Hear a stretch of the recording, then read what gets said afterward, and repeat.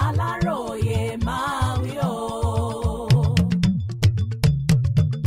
Ètò ìdìbò ìjọba ìbílẹ̀ Ògùn àwọn olùdìbò fàbínú yọ ní Ṣàgámù èyí lohun tí gómìnà Abíọ́dún ṣe. Pẹ̀lú bí ètò ìdìbò ìjọba ìbílẹ̀ ṣe ń lọ lọ́wọ́ jákèjádò ìpínlẹ̀ Ògùn, gómìnà ìpínlẹ̀ ọ̀hún ọmọọba Dàpọ̀ Abíọ́dún ti gba àwọn ará ìpínlẹ̀ náà níyànjú láti lọ dìbò fún ẹgbẹ́ òṣèlú tó bá wù wọ́n láì bẹ̀rù tàbí fa wàhálà kankan. Ní nǹkan bíi aago 11 ààbọ̀ ni gómìnà Abíọ́dún dìbò níbùdó ìdìbò kejì wọ́ọ̀dù kẹta lágbólé ìta ọ̀sanyìn lágbègbè Ìrẹ́gùn nílùú Ìpẹ́rù Rẹ́mọ.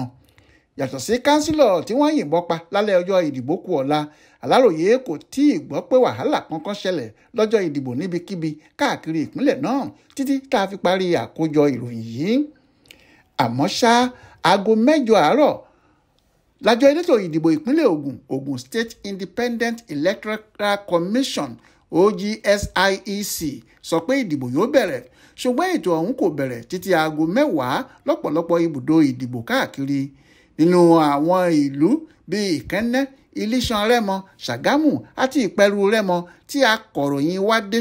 Kò síbi tí wọ́n ti tètè bẹ̀rẹ̀ ìdìbò títí aago 10 àárọ̀. Èyí kò ṣẹ̀yìn bí àwọn òṣìṣẹ́ elétò ìdìbò kò ṣe tètè gbé àwọn ohun èlò ìdìbò dé àwọn agbègbè náà. Bó sì ṣe rí rèé lọ́pọ̀lọpọ̀ ibùdó ìdìbò nílùú Abẹ́òkúta tí í ṣe olú ìlú ìpínlẹ̀ náà gẹ́gẹ́ bí ìwádìí akọ̀ròyìn wa. Nígbà tí àwọn olùdìbò dúró títí di aago 9 ààbọ̀ tí wọn kò rí àwọn òṣìṣẹ́ àjọ elétò ìdìbò nílùú Ṣàgámù, nígbà náà ni ìjákulẹ̀ bá àwọn èèyàn náà tí wọ́n sì bẹ̀rẹ̀ sí kanra mọ́ àwọn oníròyìn tó lọ síbẹ̀ láti ṣiṣẹ́ ìròyìn jẹ́jẹ́ wọn. Díẹ̀ nínú àwọn èèyàn yìí ti ń sọ láàrin ara wọn pé àwọn yóò lu àwọn oníròyìn kó tó di pé àwọn onítọ̀hún kúrò níbẹ̀ tí wọ́n sì tẹ̀síwájú nínú ìrìn àjò wọn. Nígbà tó ń bá àwọn oníròyìn sọ̀rọ̀ ní kété tó dìbò tán, gómìnà Abíọ́dún fi ìdùnnú ẹ̀ hàn sí bí ètò ìdìbò ọ̀hún ṣe ń lọ nírọ̀wọ́rọsẹ̀ láìsí wàhálà kankan. Ó gbóríyìn àṣeyọrí ọ̀hún fún olú iléeṣẹ́ ọlọ́pàá ìpínlẹ̀ Ògùn lábẹ́ àkóso CP Abíọ́dún Alámùtú àtàwọn iléeṣẹ́ agbófinró yòókù bí àjọ elétò ààbò ìlú tá a mọ̀ sí Civil Defence, àwọn àmọ̀tẹ́kùn àti bẹ́ẹ̀ bẹ́ẹ̀ lọ.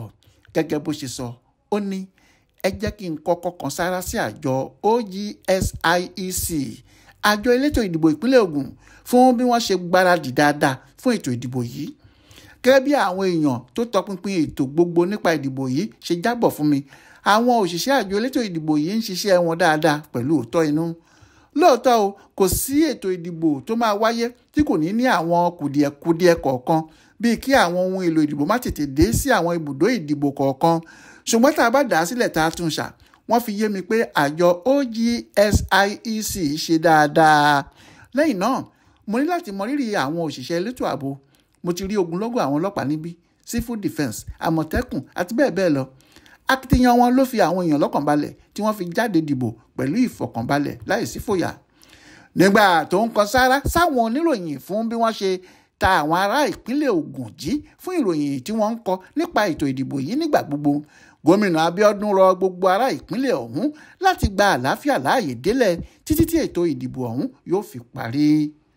Ọláwálé Àjàó ló ṣàkójọpọ̀ ìròyìn ọ̀hún fún Aláròyé Online Television.